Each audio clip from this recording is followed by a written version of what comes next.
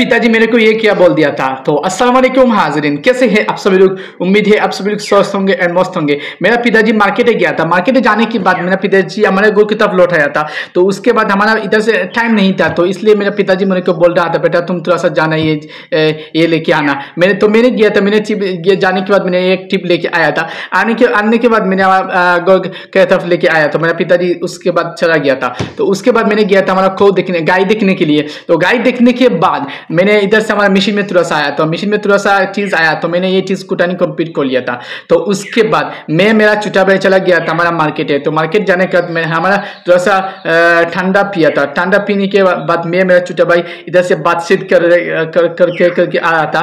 तो मैंने आने के बाद तो इधर से देख रहा था मेरा चाचा आया था और पैसा देने के लिए। तो मैंने इधर से चाचा का पैसा मैंने रख लिया था। रखने के बाद मैंने फिर सुबह गया था अंकल के बाड़ी थे। जाने के बाद मैंने ये चीज़ लेके आया हमारे घर की तरफ।